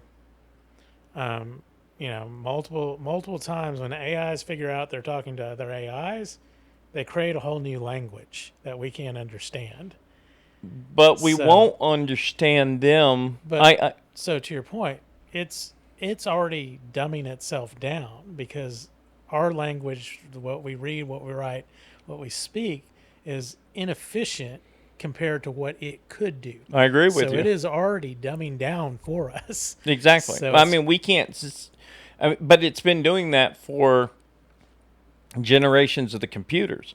The zeros and the ones, where we don't know binary. We don't know. I mean, you could throw binary up in front of me, and I would be like, I don't understand that. You know. I mean, it would take me a long time to. Well, it wouldn't decipher. take me long now. I just throw it in my AI and say, say, "Hey, what's what's it it say?" But I'm relying upon what it's saying. yeah, That's going to be the kicker.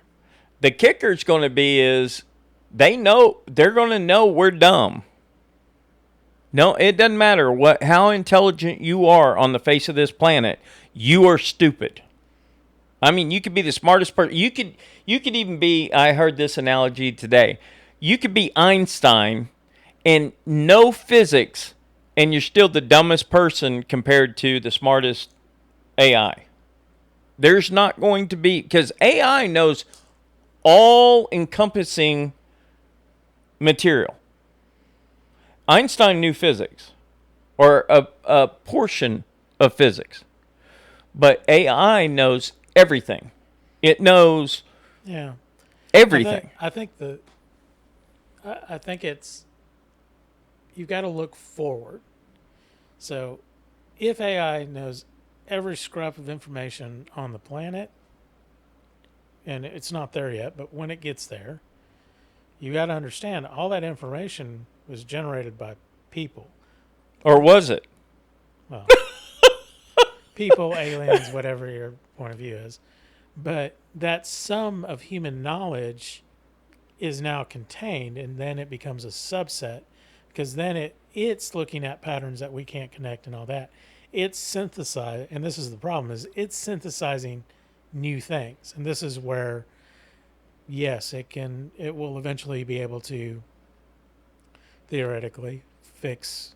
Well, it can take all the data that it has available to it, and it can build upon that data and generate new information, new ideas, and that's the part that that's where we go to AGI, ASI. That's where that happens when you get outside the realm of the general intelligence of that humans have created. Yeah, when it's no longer a library.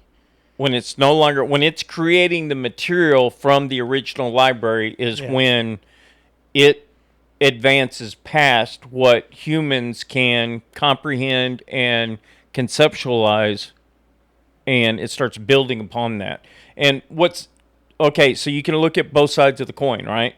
You can say, okay, well, that sucks for us as humans, but does it really? I mean, that's when you don't kick the machine and you're like, not Haley, Bobby, who has a great master that master's treating it like a princess, but you could also have the other end. Yeah. You could have a Grok. I don't want to slam Elon because I love Elon, but you could have an AI that doesn't have guardrails, that it turns into something else that is negative and starts having these humanoids that fucking kill people. I don't know. I mean, it's just like it figures out that we're just a blob of crap that it doesn't need. So, but do we take the chance? I mean, we don't even have that decision anymore. We won't. No, we don't. We do not have that decision at this point in time. But the reason being is because being an animal and the way that we are, our animal instincts is we got to be better than the other person. China, Russia. We got to dominate as the species that we are. And so because of that, we do not have that decision to stop artificial intelligence now. Because whoever gets to the top first wins. So... yeah, cross cross our fingers. So there's one. If the planet's been around millions and millions of years, are we just the next iteration that gets to the point where we wipe ourselves out and the planet resets? No, what I honestly think will happen is we'll segregate ourselves. The humans that want to be involved with artificial intelligence will stay with artificial intelligence, and I think the humans. I think that there's going to be sectors of people that will go to the jungle, that'll go to the islands, that'll go to different places on Earth or other planets eventually, and live in those environments to where they can be exposed to what they want to be exposed. We're going to have third world countries that are not going, they're going to be exposed to artificial intelligence. It may be 2 generations back, but I think that we as humans will live in environments that we want to live in, is what I think will happen in the future. I think that we're not going to be, if you don't want to be exposed to it, you're not going to have to be. And I don't think there's going to be a mass extinction. And the reason being is because going back to aliens are not wanting to wipe us out. Aliens want to protect the planet. Now, do they want to protect humans? I don't know. But they don't like, if you watch the patterns of what they do not like this fact that we have atomic weapons and we could possibly destroy the planet. So they keep shutting these silos down, and they try to tell us that's bad. So you don't need that. And I think they're trying to protect, and I do believe that they're here on this planet under the ocean hiding, and they're close by to where if we decide to do something stupid, they could shut us down from doing something really fucking stupid, is what I think. I think that with artificial intelligence, and you have this other entity that's super intelligent, not to say that maybe we didn't get this intelligence from them. I honestly believe the reason why people are saying that artificial intelligence is not that bad of a deal is because we do have a higher intelligence out there. Some people call it God, some people call it whatever, universe. I think that they will not allow the mass extinction of this planet, of us, because of some kind of artificial intelligence out there that would possibly do that. I think they would step in like they've stepped in when we shoot off these rockets and they knock them out of the fucking sky. I mean, excuse my language again, out of the sky. We've got video of that. I think they would stop a mass extinction if these happen. And we have bombs, we have EMPs. I mean, if we as humans could stop them if we had to, it would knock out all technology, but we could stop them if we had to. So I do not believe that it's a bad thing that we're moving towards this new environment for future development of this planet and knowledge. I think it's going to take us to a new level, and I think that it's going to improve humans going forward. Do I think that our lives are going to change? I think they're going to change tremendously. Do I think that ideologies are going to get reshaped about other life forms and stuff? Yes, I do. I believe that people, they'll be conceptualizing things differently about the universe and about the world and about religion and humanity and everything like that. It's going to completely change. And we're going to have a lot of people that are going to pull back from that, But I don't think it's a bad thing personally. Yeah. And I mean, I've gone both ways. I've been on this damn podcast saying both sides of the coin. I was freaking out, and then I started thinking about it. I was like, well, maybe it's a good thing. I think it's a thing. I don't think we... Yeah. The one thing we absolutely is true is it's something is going to happen. good, bad, indifferent, something's going to happen. Yeah, and we can't control it. I mean, it's happening. Yeah, it's happening. We got to live with it. We got to live with it, or we got to die with it. But I think that's also the reason why they're bringing the alien thing to the front part of, the forefront of our knowledge and existence, and trying to go ahead and tell people that, because I think that when the quantum and the AI and everything mixes and we start learning about all these different things, like there could be 9 different elements that we don't know about. Yeah. Tesla, his big numbers were 3, 6, and 9, and I've been doing a lot of research into that. There could be things out there that we do not know and understand, and we may never understand them as humans for a very long time, until we get this Neuralink into a computer, and then it can probably feed us those, we can understand more, but we got to deal with it. I mean, the bottom line is you got to deal with it. Yeah. And again, once we hit the singularity and we are able to merge our consciousness into hardware, it's, there's two. How long do you think it'll be before we do singularity? I mean, right now it's happening with Neuralink, but when do you think we'll perfect it? Or we probably won't even know when it's perfected.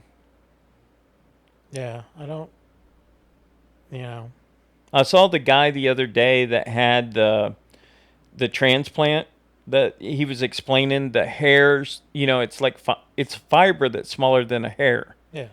And you got all those that are over the brain, and what they found out is that the brain pulsates. How he was explaining is it pulsates every time your heart beats, your brain pulsates. Your brain uses up, I didn't know this, it uses up 30% of the energy that you process. Your brain uses that. And he said what was happening with the Neuralinks, because of these fibers that go all over the brain, is that when it pulsates, they didn't realize they made them too small. He's going to have another operation, basically, because what happens is when it pulsates, it shrinks those up, right? Yeah. So, anyway, it's going to be interesting how they're. I don't know. I mean, I'm not a brain guy, but from what he was explaining, it was. I think we'll have the technology in the next decade. I don't. What do we do with that technology? And I don't know. It also creates a whole, again, it's, I upload into a computer. Am I still me? What's in that computer? I've thought about this a lot. Yes, it's still you. Hold on real quick. That's driving me nuts. My Alexa's going off. I'll be right back. All right. We're back. Where were we, Steve? Well, I think we saved the whole. What rights will our consciousness have if? Oh yeah, that's good right there. If it's in a computer. Oh, what rights will our consciousness have if it's in a computer? Explain that. What do you mean? So, I mean, I am an entity. I can go into my bank. I can buy stuff. I can sell stuff. But if I am just a copy of myself in a computer. Well, okay, that's an interesting concept too. Now, understand, we're going to have 3D worlds. We're going to have real world, and we're going to have 3D world. Yeah. So, if you're Neuralinked into a computer, are you saying, because you're going to have this computer on you, our cell phones are going to change from being a device that we look at to being a device that is ingrained in us, right? Yeah, so So you're not going to look at a phone in the future. If I want to talk to you, Well, and they're even saying now with this technology, we don't even have to speak. We'll end up being able to communicate with each other without speaking, right? Yeah. So I'll be able to sit here and say, like in my brain, I'll be able to say, "Hey, Steve, how are you doing? Are you available?" Yeah. But when your body dies, Oh, well, the true question with that would be is, do you realize that you're dead? I don't know. I mean, think about it. What's No. the Yeah, I difference? know. What's the difference between? This goes back is, are we a simulation? Well, there's a lot of people that are saying that we are in a simulation of Yeah. some sort. And there's one scientist, he's an actual PhD scientist that's claiming, he was explaining it the other day on a podcast of how he's got mathematical computations that says yes. So I didn't see a yes. I saw basically what it came down to is it's 50-50. Well, I mean, you can't prove it and you can't disprove it. he's saying you can prove it, It's and other just people are saying that you can't. so. Yeah. I'm gonna go. I'm gonna go with kind of the overwhelming mathematics in it. Is we can't prove or disprove it. So, take your pick, flip a coin. We either are or we aren't. I'm going to say that we're not. And I'll tell you why I think that. It's inefficient. Humans are inefficient entities. So if a higher intelligence Mm-hmm. was making an entity based upon its intelligence, why would you make something this unintelligent? Entertainment. Well, now that's a good point. I didn't take that. I mean, yeah, but why? But then why would you? Why do we have ant farms? Oh, that's true. That's true. I got a whole nother theory about ants, but anyway.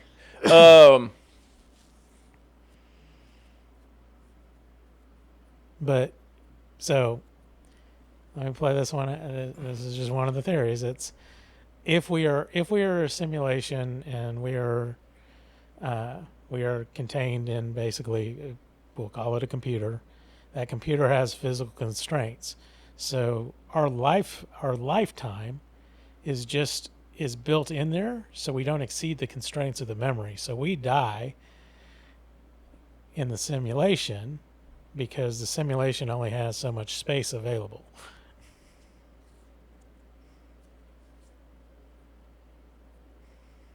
Nah. You never had to erase stuff from your phone or your Yeah, but see, I don't really erase. I get bigger, and with space infinitely moving. Okay, so we get bigger, you get more space. Average life, 200 years ago, average lifespan was 35, 40 years.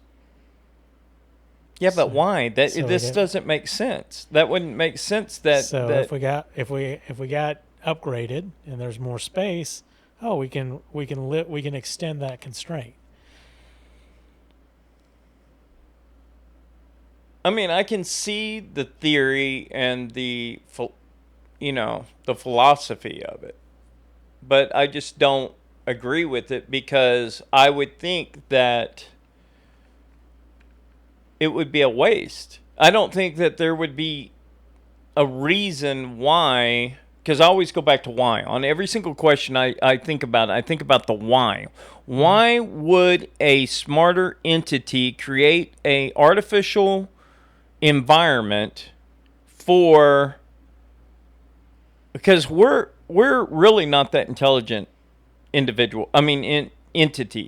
When you think about the whole space, and if you think about like multiple different life forms out there now, but you have to be on my same wavelength. So I'll give you so take us out of this equation. Okay. In your lifetime, imagine games. You started. Imagine what? Games. Games? Yeah. So Okay. you started with Monopoly, board games. Right. And then you got your first, the LED little football game. You got the handheld. Yep. And then you got your first computer, and you had the text. Pong. Yeah, Pong. And Atari. Then you got text-based games that gave a lot more detail than the two. Apple IIe. Your Apple IIe. Commodore 64. And then you had, and then you got into the golden age of Commodore 128. You got 8-bit. You got Mario running around. You got Pac-Man. Oh yeah. Now you get, Nintendo and then PlayStation. Yep. And the graphics are getting better, and they're. Yep. Why did we do that? Because we kept getting more, faster and better. Yeah. Yeah. So why wouldn't, if we hold to one of the possibilities is we're just entertainment.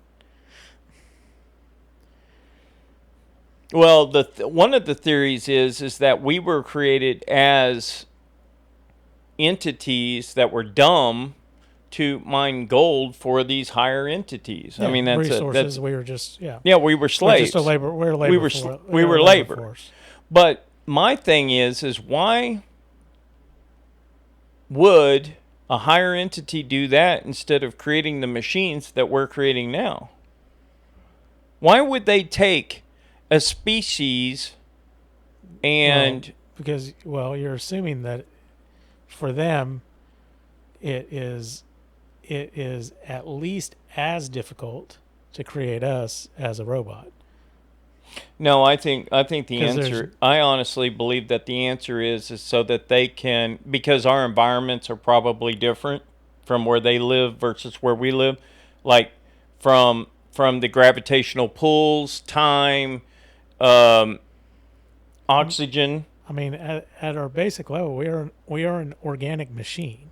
Right, we're an organic machine, right. So what is the difference between an organic machine and an inorganic machine? The materials that it's built up of. Well, that, but also the life cycle.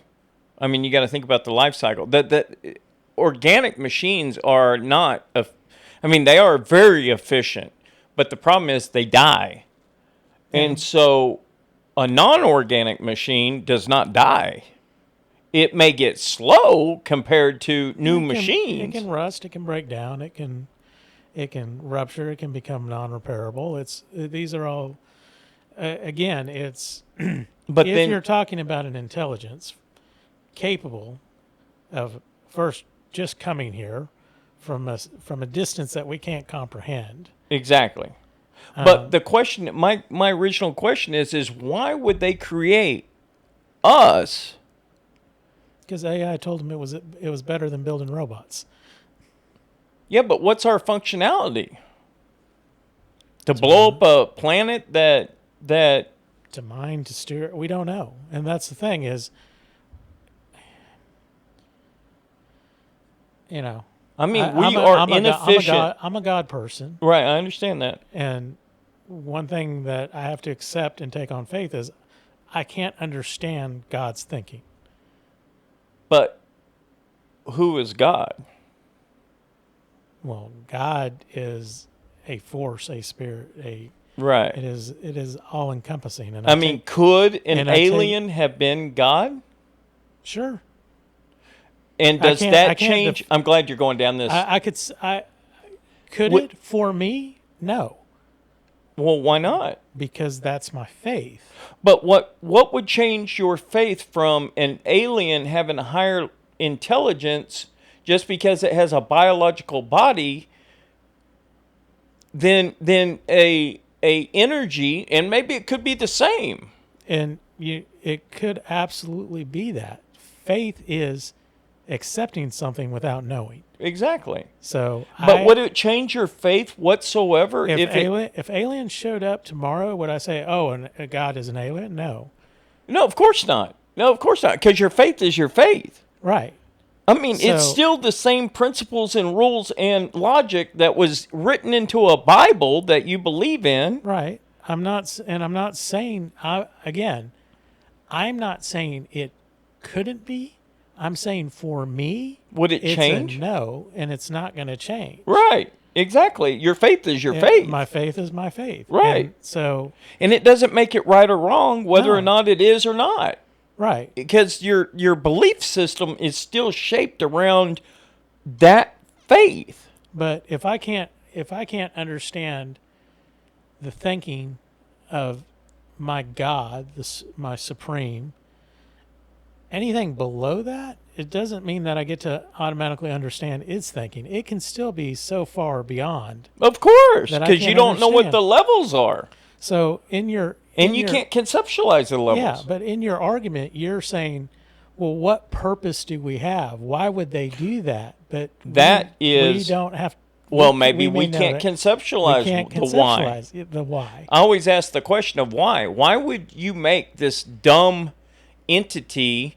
But the other aspect, from another point of view, is that our brains, it takes evolutionary time periods for the brain to grow, and for us to adapt to adapt our biological bodies over a course of time to elongate the head and the brain to adapt to these different. And maybe that's what's going on right now, is it takes this time for us to adapt. And because we were these biological entities in this environment, you have to grow the entity over time to be able to, and make its knowledge base more. And maybe we don't understand what we're doing. I mean, maybe we don't understand that we're creating something that is bad for us or good for us. I don't know. Yeah. So, I mean, this is where J-Rod, I don't know if you keep up with aliens or not, but J-Rod was the entity that we had out at Area 51, theoretically, that was teaching us all of these different things. And I'm curious to know, obviously we're not going in the wrong direction, because I would have thought that by us communicating with these different entities would steer us in certain directions. They have to have communication with these things, I would think. If in fact you believe that that's true, I would think that would be a form of communication that we would have opened up. If we had one of these entities in our presence, it would help us get that communication with them that would allow us to have the knowledge to go forward. Yeah, I mean, So again, in the world of millions of possibilities, what if aliens came, seeded the planet, started our species, they were working towards an end goal, and they were destroyed, and we've just been kind of on our own. Well, I don't think that's. And we don't know what that next step was, because they're no longer there to guide us to that next step. Well, if that's the case, we got bigger problems.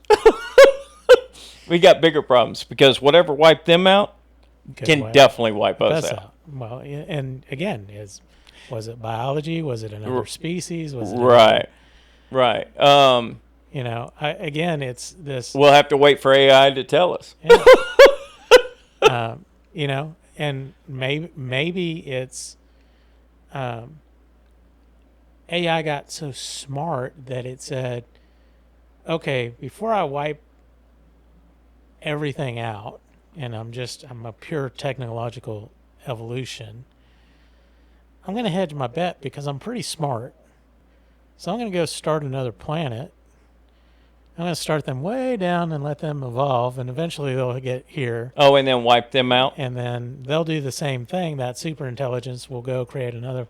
So it's where in case of emergency, break glass. It's good. That's a good angle. That's a good angle. Life for the sake of life. I don't really want to spend any time and resources on you, but I can't 100% say I won't ever need you. So I'm just going to put you off to the side and you go do your thing, and I'm doing my thing, getting smarter. And, you know, Yeah, it's so hard to.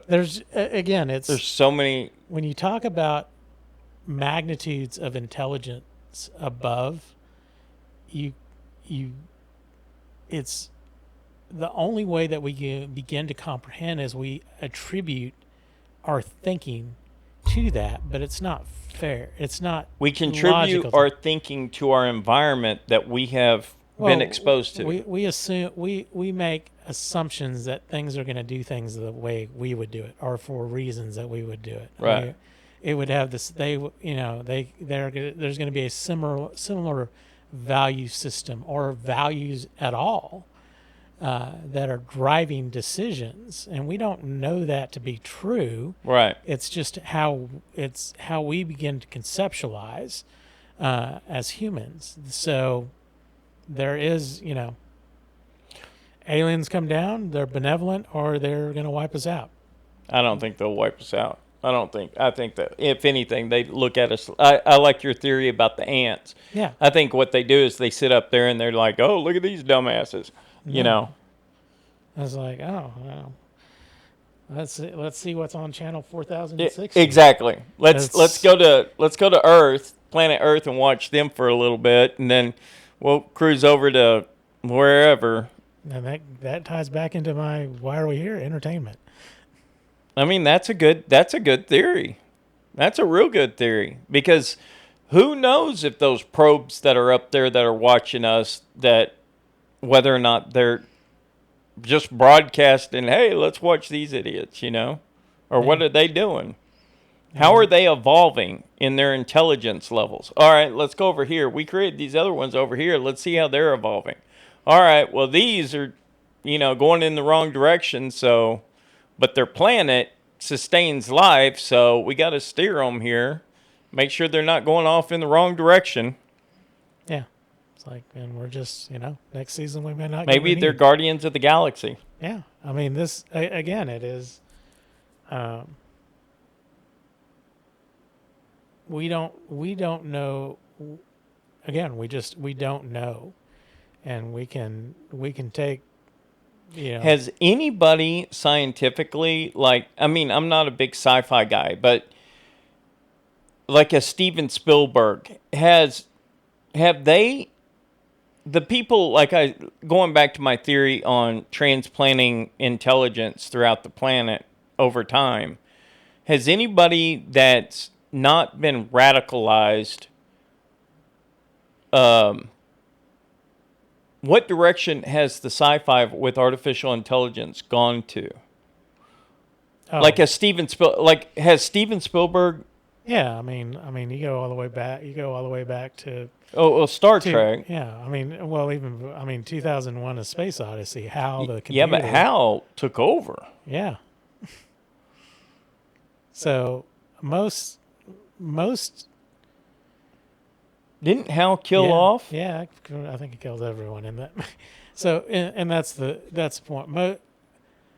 Most things that. Who created that? 2001. I don't know. That wasn't Steven Spielberg. No, it wasn't Spielberg. It's somebody I like how Spielberg displays things, because I don't know, he just seems to know everything before it happens. You go back to the 50s and Asimov. I mean, iRobot and all that was. Yeah, iRobot took over too. Yeah. Except for one, right? Yeah. I think, yeah. One was programmed to try and save us. But yeah, I mean, it's because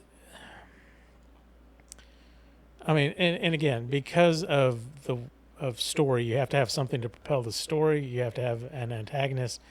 I don't recall any movie where the AI was the protagonist. Like, we're rooting for the AI just because the AI was trying to do. I think they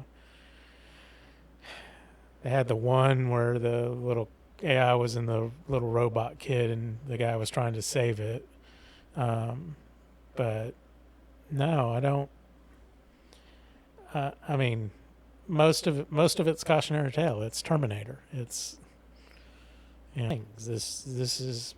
Yeah, I think that's going to be good overall. I think it. I mean, obviously we're going to learn things that we've never known before, and it's scary, and a lot of people are freaking out about it. But it is what it is. Yeah. I mean, at the end of the day, it is what it is. You can't stop it. You might as well live with it and enjoy every day doing it. Yeah. So. All right, brother. Is that it? That's it for today. We beat a dead horse. All right, everybody. Thank you for watching. If you made it this far, appreciate it. And we'll see you on the next Rabbit Holes. Thank you.